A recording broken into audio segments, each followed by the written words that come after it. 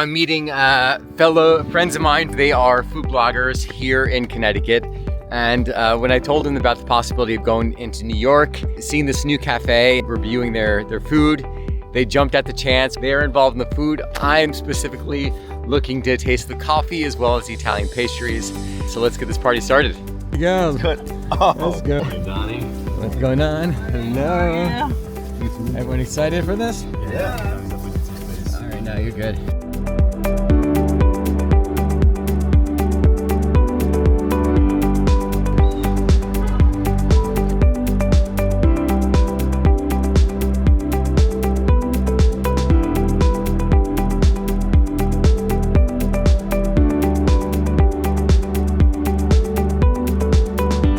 This is not just the same brand we use in Italy, but it's the exact same blend of beans that we use.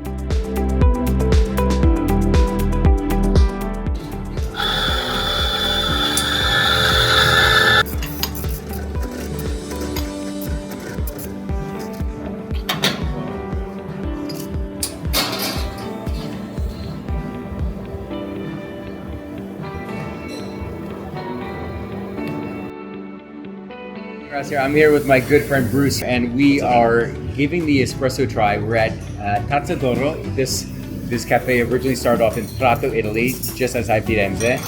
And I'm super excited about trying this espresso because this is the first time that I've seen SS Silver being offered at a cafe. So you already saw the shot being pulled.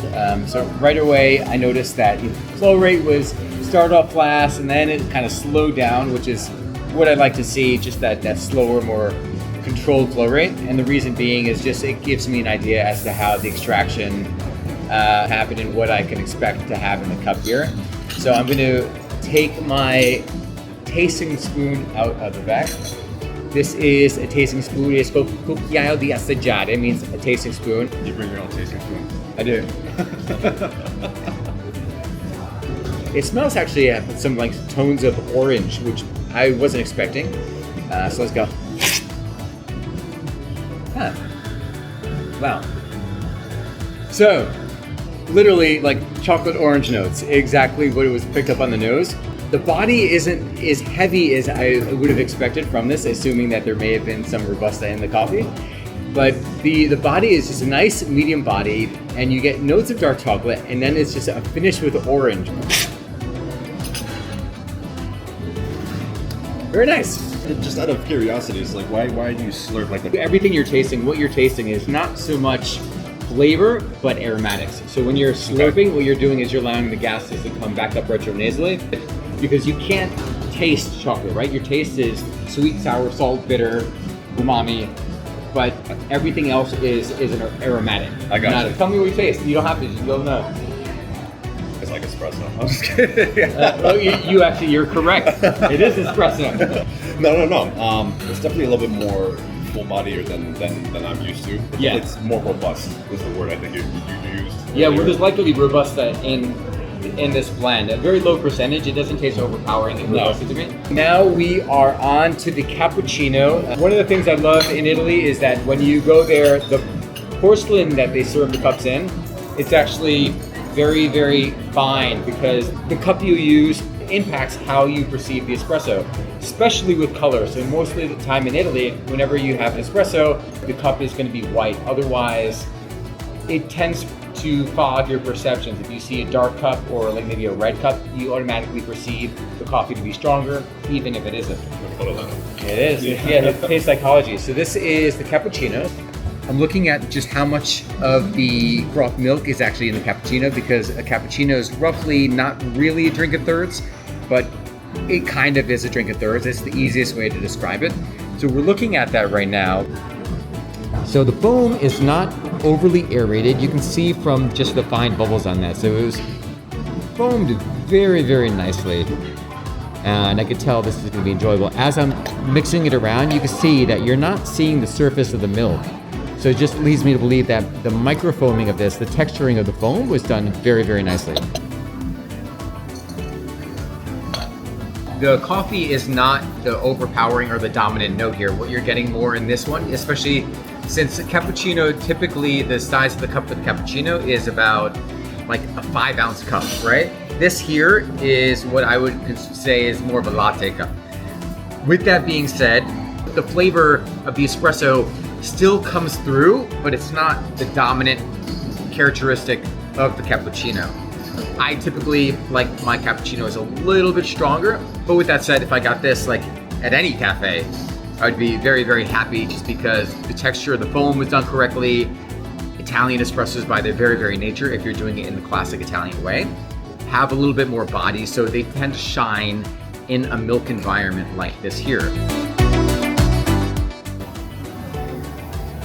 So I could tell just from picking this up that the macchiato is a little bit heavier. Okay. Typically, the small shot espresso in Italy, they do add like they kind of like hop from the pitcher. They hop the milk and foam into the cup, so you don't just get foam, you get milk as well. So let's give this a little bit of a stir. So I'm noticing here already that the milk is pretty high up there, right? Not a whole lot of foam, which I would have expected just a little bit more foam dominance in the macchiato, but give it a try.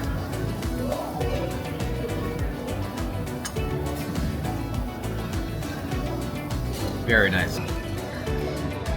Tell me what you taste. I feel like there's a common misconception we talked about earlier that macchiatos are not like this thing you get like at a regular coffee store or something like that. And this is really nice. Like personally, I like a cortado, and this is even just like smaller than that. Like I think I prefer this over cortado. It's just smooth. It's not as silky as the cappuccino. It definitely has more body, and it definitely tastes more of the espresso. But it's like balanced. It's like refined is the word I think. Yeah, so everything he said, and to elaborate it out a little bit further, normally the macchiato means a mark. So whenever you have the espresso, a mark of the foam is a macchiato. If you go to Italy and they do a latte macchiato, what they do is they do a giant cup of like milk with some foam, and then they mark the top with espresso, kind of like in reverse order. So with the macchiato here, the first thing I'm getting is that it is just super balanced. Like even though there's more milk in here, it was just so rich, like and creamy and chocolatey. I mean, I liked it. This so far, the macchiato was by far my favorite of the espresso drinks we had, and we're about to have the capolavoro, which is the cup of gold here. This is their signature coffee beverage. This is capolavoro.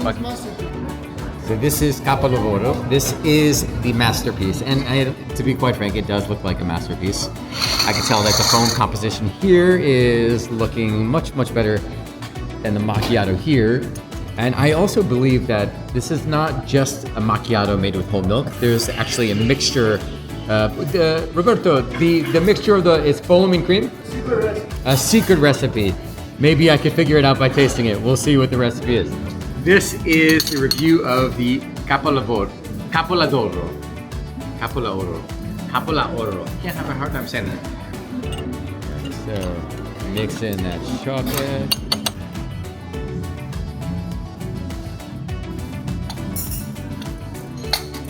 So a single shot in here. Okay, so try this out, Bruce. I'm way out of my league here. Just see. Wow. Okay. It tastes like there's no chocolate in it, but it tastes like sharp. Well, there is chocolate in it. There is chocolate. There is chocolate. Powder. I mixed it in. Oh, you did? Okay, yeah. It tastes like a dark chocolate, but very fine and silky. And it's called Masterpiece, as they said they called it. That's pretty good. So first thing I noticed, this one here is that it is definitely it's more silky. Yes. Like this is more, there is more even than like the I would say maybe even more than the cappuccino. The mouthfeel is just more like velvety. It has like this velvet texture to the espresso. There was one shot of espresso in this cup here. So now again, this is kind of what I would have expected for the cappuccino cup, because this is the right size. So this was kind of resembled more of a cappuccino for me. But it was nice because again, like the cacao added like this hint of chocolate. It had less of the coffee being like forward than the macchiato. and this was their signature. So it's a special blend. I did get a little bit of a difference in the mouthfeel of the foamed milk. Was it heavier than the cappuccino? To be honest with you, there's no way. I don't think I'm gonna be able to decipher their secret recipe here because I didn't taste the weight difference on my palate. It wasn't that significant where I noticed it, but now I feel like I gotta do it again. Yeah.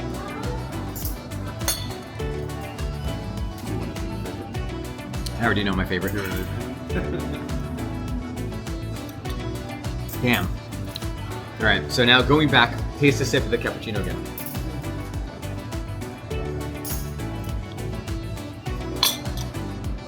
I feel like this is so much sweeter now. Yes, so that's the one thing I want. I'll just kind of point this last thing out. On this, so we had this here, which had a fraction of the amount of milk that we had here. But one of the key things about, and that is a big giveaway to how they foam this milk here, was the sweetness of the lactose.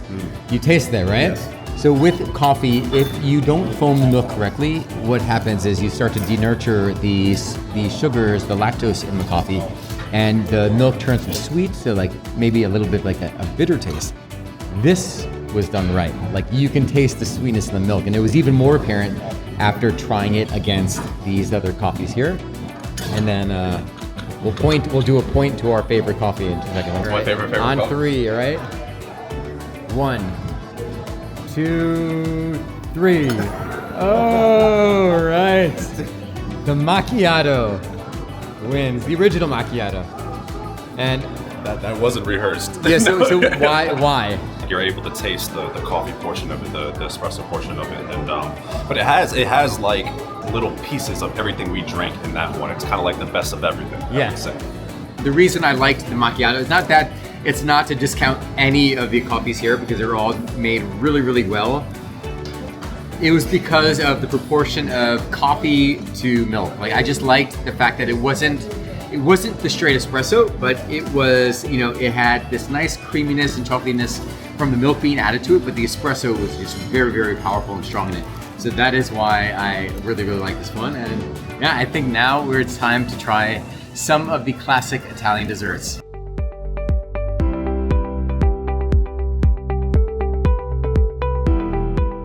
All right, so now it is time to dig into the sweets. So this is the Cremino, and this is the Cornetto con Marmellata con albicocca, means like with apricot.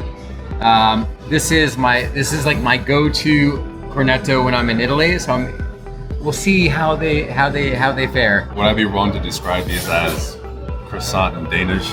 I guess you're not completely wrong. No. So I'm gonna let Bruce here do the honors of chopping it in half. There you go. Nicely done. I can tell just by the look, the texture of the cream that it looks very, very, Wow. very, very fresh. Cheers this. Salute. Salute. Warm. Good Lord. Okay. That's damn good. No, That's really it's like good. orange zest. This is just very easy, like baked, like flaky.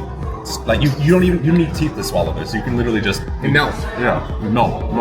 Well, it's a custard, and it's probably one of the best custards I've ever had. It's because of the fact that it's warm also makes a huge difference on just how you taste it. So again, Yeah. I'm gonna have. you can tell it's fresh. Like I can taste like the texture in the cream. It does taste like. I don't know if I'm getting orange in it. I feel like I'm getting orange. You might be correct. I mean, there's probably a secret there too, so I don't know if they're going to tell you what's in it. No, let's try. But it's very, very nice. The pastry itself, like you said, like I was expecting crunch. Yeah. Looking at it and knowing that it is it is the same pastry used for like their cornetto, their croissant, but deceiving Deceiving. It's very in sweet. a good way. Yeah. Let's go for this one. Let's go with the cornetto. All right.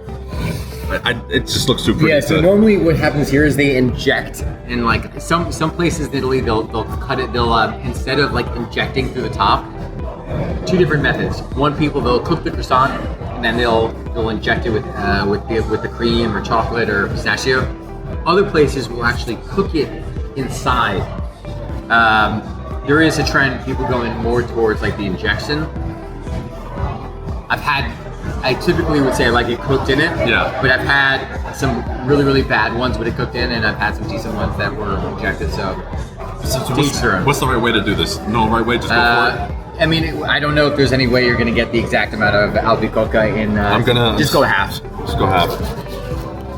There's the crust. There's the crunch you want to hear. There you have it, right? This is the perfect amount of albicocca in both sides. That's a rarity. Like that doesn't happen. Let's see.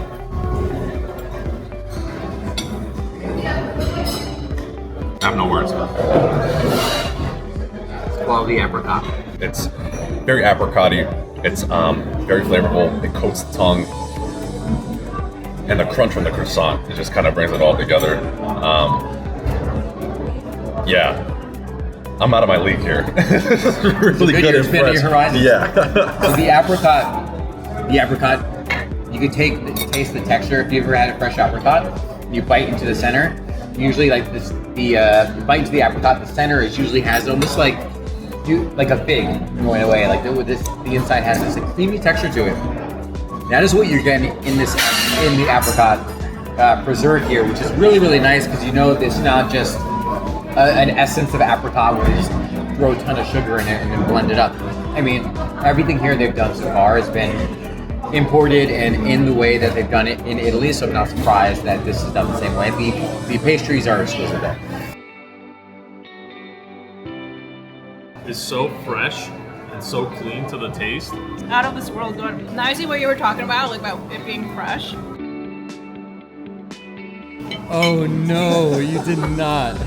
You did not just leave all I left it for you. of this. Wow. 1, 2, 3, go. Both of them. Yeah, they're both good. Again, I know this one hit. That was a good first experience, but that one's actually a really nice Cornetto. I like the crunch. I like the crunch of croissant. It just hits home. So this concludes my experience here at La Tazza d'Oro in New York City. This cafe is the most authentic and the best tasting Italian espresso, as well as like pastries, sandwiches that I've ever had in New York City, and that's saying a lot considering I've been to Italy about 20 times and try to go at least once a year. So this place is amazing. I highly recommend it if you're looking for an Italian experience here in New York. You will not find it anywhere else than the Golden Cup, La Tazza d'Oro.